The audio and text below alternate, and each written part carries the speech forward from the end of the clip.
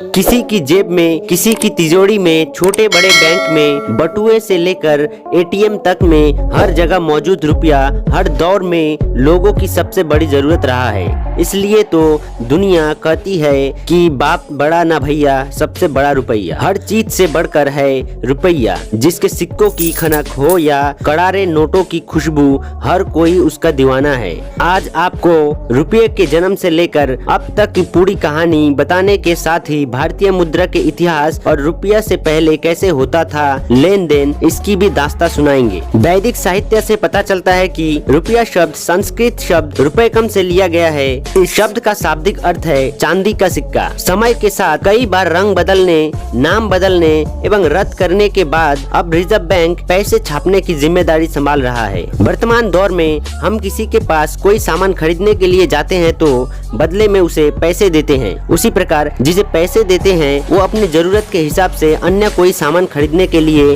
उसी पैसे का उपयोग करता है। अगर हम कहीं काम करते हैं तो हमें उसके बदले में बतौर पारिश्रमिक हमें पैसे में भुगतान किया जाता है। कुल मिलाकर कहा जाए तो बिना पैसे की दुनिया की वर्तमान दौर में कोई कल्पना भी नहीं कर सकता है। लेकिन एक दौर ऐसा भी हुआ करता था जब दुनिया में पैसे रुपये नाम की कोई चीज नहीं हुआ करता था। पुराने दौर में लोग अपने अपने तरीके से लेन देन करते थे। अगर किसी को कोई भी सामान दूसरे आदमी से लेना होता था तो उसके बदले में उसे कोई चीज देना होता था। पुराने समय में लेन देन करने के लिए जानवरों का सबसे ज्यादा इस्तेमाल होता था, क्योंकि उस समय सिर्फ जानवर ही एक व्यापार का तरीका होता था। जैसे मान लीजिए किसी को घोड़े की जरूरत है तो वह उस घोड़े वाले आदमी को अपनी बकरी या कोई दूसरा जानवर देकर लेन देन को पूरा करता है। भारतीय सभ्यता के शुरुआती दिनों में सिक्के नहीं बल्कि कार्ड विनिमय का माध्यम था। वहीं 1900 से लेकर 1800 बीसी तक सिंधु घाटी सभ्यता में चांदी के खुदे हुए सिक्के प्रचलन में थे। माना जाता है कि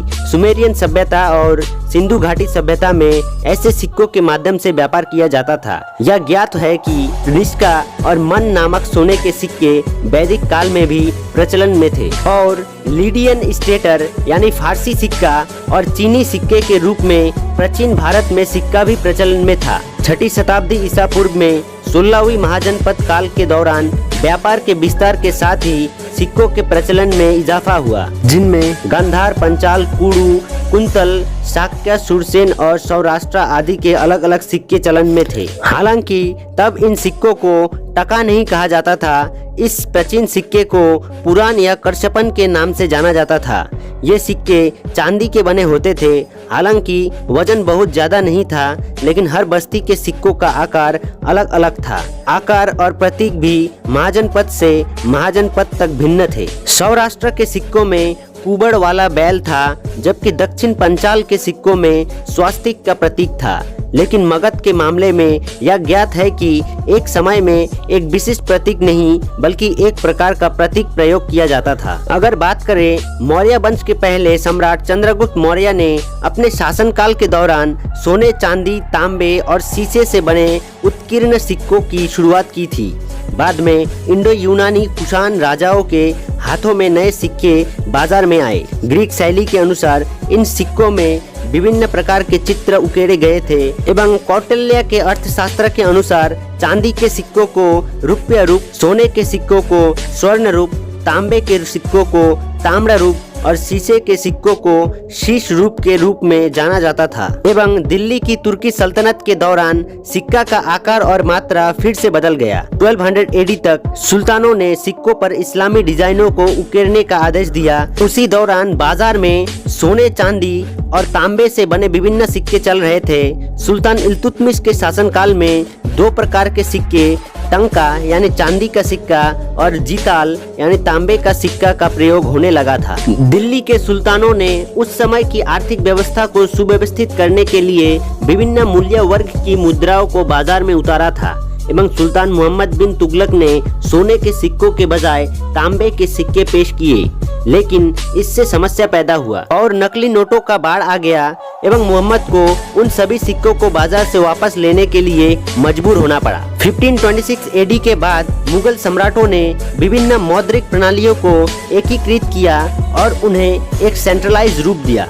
जब शेरशाह सूरी के साथ युद्ध में मुगल सम्राट हुमायूं की हार हुई तो शेरशाह ने एक चांदी का सिक्का पेश किया। यह 178 ग्राम वजनी इस सिक्के को रुपया के नाम से जाना जाता था एवं इन चांदी के सिक्कों का इस्तेमाल बाद के मुगल वंश से लेकर मराठा शासन तक और यहाँ तक कि अंग्रेजों के आने के कुछ समय बाद तक किया जाता रहा। 1600 एडी में अंग्रेजों के आगमन के समय यह रुपया व्यापक प्रचलन में था।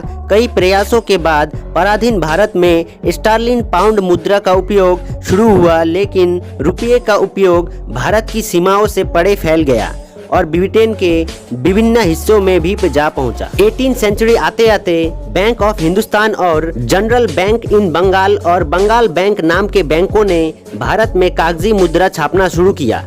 इस अवधि के दौरान ब्रिटिश भारत में पहला कागजी मुद्रा पेश किया गया था।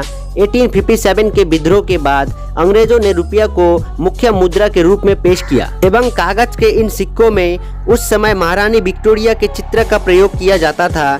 19वीं सेंचुरी में अंग्रेजों ने इस कागजी मुद्रों को विभिन्न उपमहाद्वीपों में भी पेश किया गया। द पेपर करेंसी एक्ट 1861 के अनुसार ब्रिटिश भारत में नोट जारी करने की जिम्मेदारी ब्रिटिश सरकार पर आ गया। इस जिम्मेदारी को संभालने के लिए मिंट मास्टर, अकाउंटेंट और करेंसी कंट्रोलर जैसे विभिन्न पद भी सृजित किए गए थे और 1923 में किंग जॉर्ज पंचम की छवि के साथ फिर से नए नोट छापे गए। उस समय 1 टका, 2.5 टका, 5 टका, 10 टका, 50 टका, 100 टका, 1000 टका और 10,000 टका के नोट छापे जाते थे। आरबीआई अधिनियम 1934 की धारा 22 के तहत 1 अप्रैल 1935 को भारतीय रिजर्व बैंक अस्तित्व में आया। इसका प्रधान कार्यालय कोलकाता में बना था। 1938 में रिजर्व बैंक ने 5 रुपया का पहला नोट छापा था एवं इस नोट पर जॉर्ज 6 की छवि का उपयोग किया गया। उसी साल फरवरी में 10 टका के नोट, मार्च में 100 टका के नोट और जून में 10,000 टके के नोट छापे गए। इन नोटों पर रिजर्व बैंक के दूसरे गवर्नर सर जेम्स टेलर के हस्ताक्षर थे और आजादी के बाद इन नोटों को बंद कर दिया गया था। 15 अगस्त 1950 को एना सीरीज भी लॉन्च किया गया था। इस घटना के 7 साल बाद 1957 में एना सीरीज के जगह दशमलव सीरीज पेश किया गया एवं 16 आने की जगह 100 पैसे का सिक्का 1 रुपये के बराबर तय किया गया। वहीं एक नया पैसे के सिक्के गोलाकार थे एवं 2 नया और 10 नया पैसे के सिक्के कोनों पर अंकित थे। 5 नया पैसे के सिक्के आकार में वर्गाकार थे और आकार के अनुसार पहचान की सुविधा किया गया था। 1959 में 10 रुपया और 1000 रुपया के अलग अलग नोट छापे गए ताकि हज यात्रियों को भारत से सऊदी अरब जाने के दौरान किसी तरह की परेशानी का सामना ना करना पड़े। 1980 में 2 रुपये के नोट पर आर्यभट्ट की छवि, 1 रुपये के नोट पर तेल का रिंग, 10 रुपये के नोट पर मोर, 20 रुपये के नोट पर कोणार्क का पहिया और 5 रुपये के नोट पर खेत का इस्तेमाल किया गया था एवं 1996 में महात्मा गांधी सीरीज के नोट बाजार में आने के साथ ही 10 टका और 500 टका के नोटों को दोबारा छापा गया एवं 2011 में बाजार में 50 पैसे, 1 टका, 2 टका, 5 टका और 10 टका के नए सिक्कों की शुरुआत के साथ 25 पैसे और उससे कम के सिक्कों के उपयोग पर प्रतिबंध लगा दिया गया था।